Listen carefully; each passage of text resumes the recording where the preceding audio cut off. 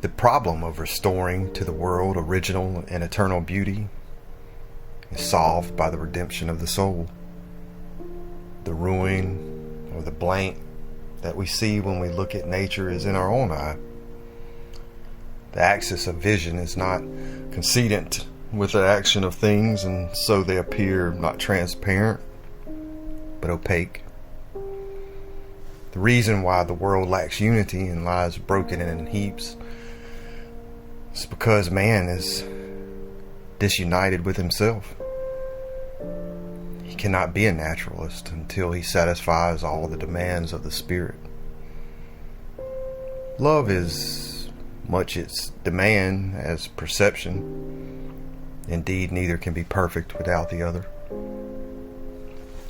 In the other most meaning of the words, thought is devout, and devotion is thought. Deep calls unto deep. But in actual life, the marriage is not celebrated. There are innocent men who worship God after the tradition of their fathers, but their sense of duty has not yet extended to the use of all their faculties. And there are patient naturalists, but they freeze their subject under the wintry light of the understanding. Is not prayer also a study of truth? A sally of the soul and into the unfound infinite?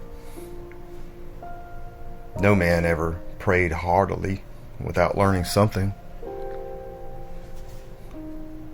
But when a faithful thinker, resolute to detach every object from personal relations and see it in the light of thought, shall, at the same time, kindle science with the fire of the holiest affections, then will God go forth anew into the creation. It will not need, when the mind is prepared for study, to search for objects. The invariable mark of wisdom is to see the miraculous in the common. What is a day? What is a year? What is summer? What is woman? What is child? What is sleep? To our blindness, these things seem unaffecting. We make fables to hide the baldness of the fact and conform it, as we say, to the higher law of the mind. But when the fact is seen under the light of an idea, the gaudy fable fades and shrivels. We behold the real higher law. To the wise, therefore, fact is true poetry, the most beautiful of fables. These wonders are brought to our own door. You also are a man and woman, and their social life, poverty, labor, sleep, fear, fortune are known to you. Learn that none of these things is superficial, but that each phenomenon has its roots in the faculties and affections of the mind. Whilst the abstract question occupies your intellect, nature brings it in the concrete to be solved by your hands. It were a wise inquiry for the closet to compare point by point, especially at remarkable crises in life, our daily history, with the rise and progress of ideas in the mind. So shall we come to look at the world with new eyes. It shall answer the endless inquiry of intellect. What is truth? And of our affections, what is good?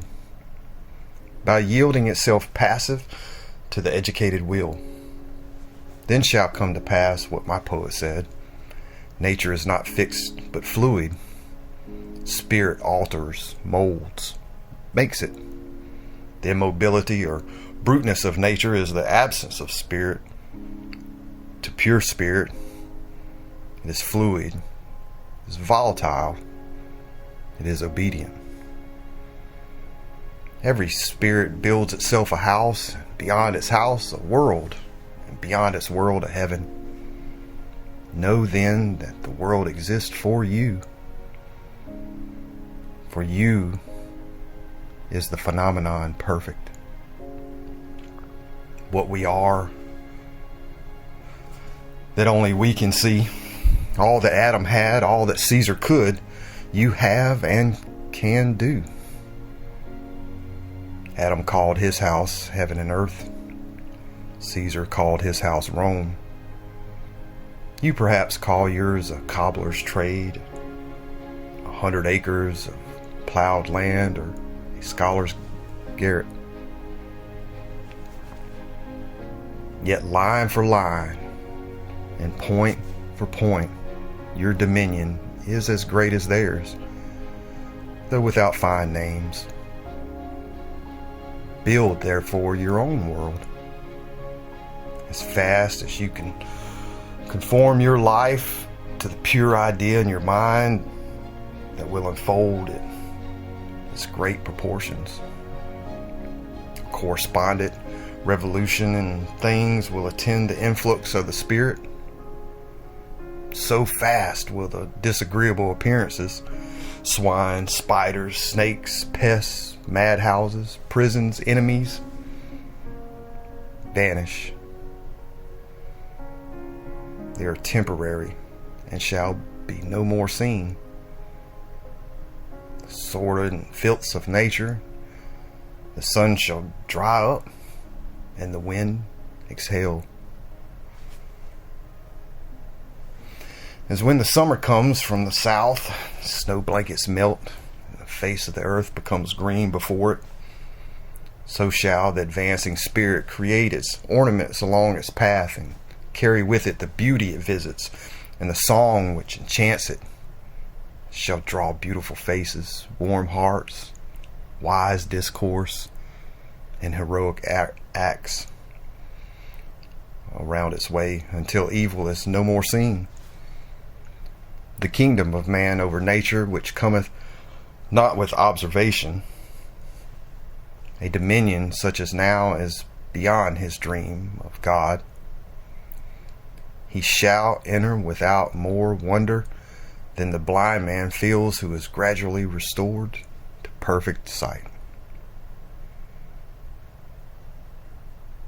Thank you.